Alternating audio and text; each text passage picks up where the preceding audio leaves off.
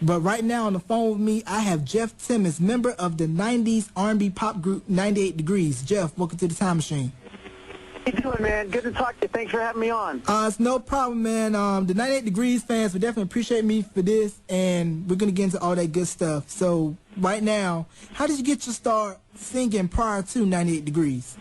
You know what, man? I wasn't much of a singer. I mean, I was in choir and stuff like that. I didn't really enjoy it.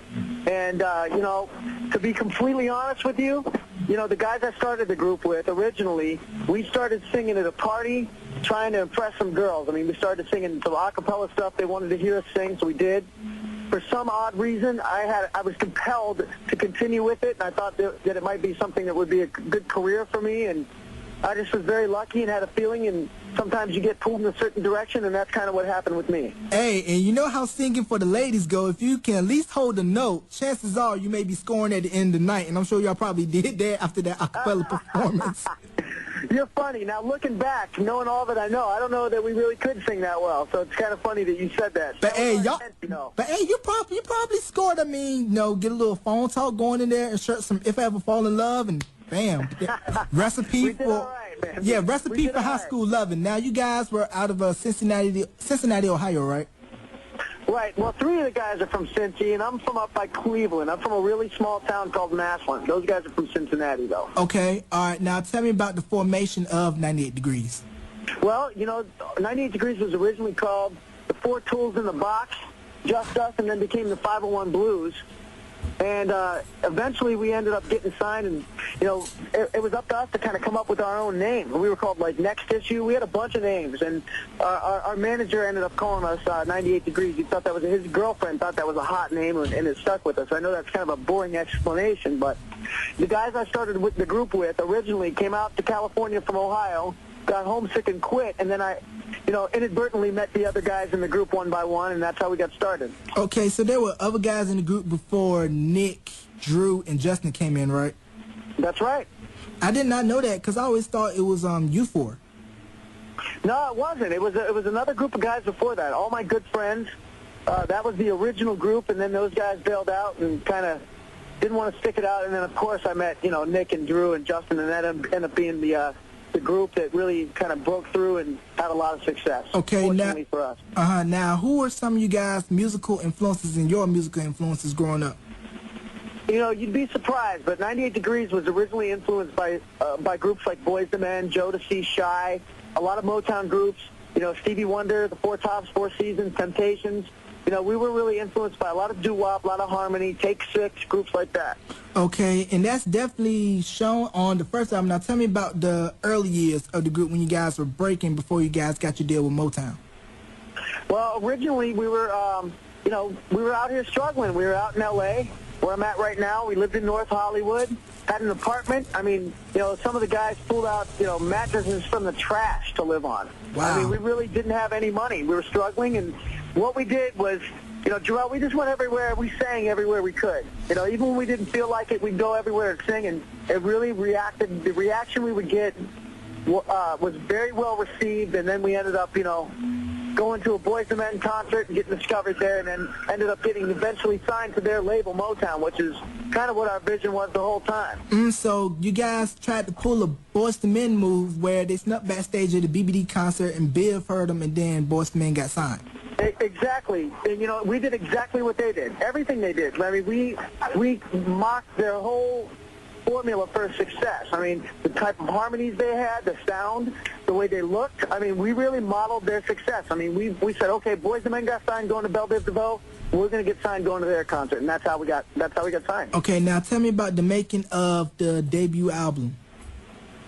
Well, the first album we was sort of for us being from Ohio. We ended up going to California, moving to New York, and we didn't really know what our sound would be like, working with producers that do records. So, we knew we wanted to be R&B. We worked with people like Mario Winans, Devontae Swing, Tricky and Sean. These guys have all ended up becoming brilliant artists in their own respects and producers in their own respects. But, those are the guys we worked with, and, we thought we created a hit album. But unfortunately, we only had one hit song off that album. And that was Invisible Man. I remember seeing you guys performing that on Soul Train, I believe, back in '98.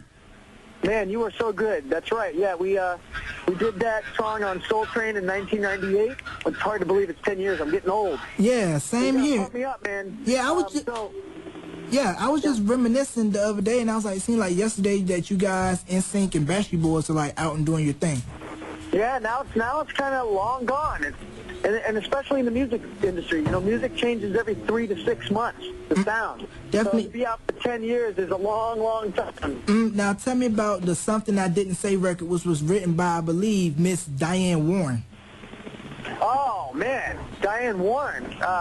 You know, it's funny about that. The song wasn't something you're talking about. Wasn't Something I Didn't Say? Yeah, I believe it was off Center Stage, right? The movie soundtrack, right?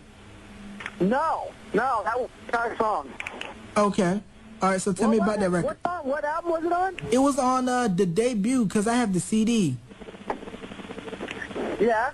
Yeah, it was on the CD. Something I Didn't Say. What CD? What movie was it? It was Center Stage. It was like a ballet movie or something. Oh, you're talking about, it was on the Fame LA soundtrack, wasn't it? It was on the soundtrack, I believe, but it was on the CD version of you guys' debut. Oh, dude, here's what's funny about this. I look like a complete jerk because I don't even know where our songs are. So you're informing me of this. I didn't even know that. Yeah, I know it was on the soundtrack. At the time, it was so crazy for us. Here, we're talking about it being 10 years later. 10 years later, I don't even realize that our songs were on soundtracks of movies like that. Right, yeah. I could definitely check. Go ahead. What's that, Jarrell? Go ahead. Sorry? You're saying about that song? What about it? Yeah, that song was written by Diane Warren, and it was funny because the president of Motown got fired after Invisible Man was out. So we had this hit song on the radio, and nobody knew what to do next. So the new president came in and said, well, I don't hear any song that I like on this album. So he ended up wanting us to record this song with Diane Warren, and that ended up being our second single. Wow. And the president of Motown at the time was former Uptown founder, CEO, President Andre Jarrell. Yes, sir. And he ended up getting fired and moving on. And Andre was great for giving us our start, but George Jackson was the guy who really was responsible for breaking 98 Degrees. And I believe your first album, in my opinion, was slept on. It was very R&B heavy, and while it didn't do well in the States, it definitely did well overseas. It did, sir, yes. We had extraordinary success in Canada and Southeast Asia and Japan. So, yeah, I'm glad you know all these facts, man. It makes me feel good. Definitely an ego boost to have a interview done with you. Yeah, now tell me about the making of 98 Degrees and Rising, which was like the breakthrough album that had the hardest thing, All Because of You, and basically like the pop stuff that everybody knows you guys for. Well, it just wasn't relating. Us singing really R&B stuff and having very soulful stuff, while we loved it, and, our label loved it, it was not translating to the public. And at the same time, Backstreet Boys had come out after us, a little bit after, a little bit before, and then NSYNC trailed us quite a few months later and came out with their stuff, and they were exploding. I mean, they had a different sort of machine behind them. Their labels understood the vision and what they wanted to do. And then, we looked at them and went, well, maybe we need to simplify our music a little bit so we can get out there and get a little more mainstream. And so, we sort of dumbed down the music, made it a little more simple, and then got out there.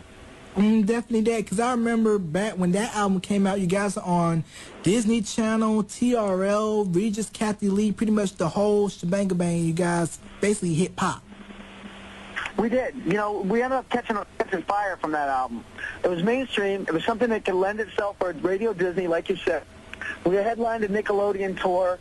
And, we did all the early morning TV shows. When we were a little more gritty and the music was a little more R&B, we had a lot more trouble doing that. But at the same time, the TV form was different, too. We didn't have TRL.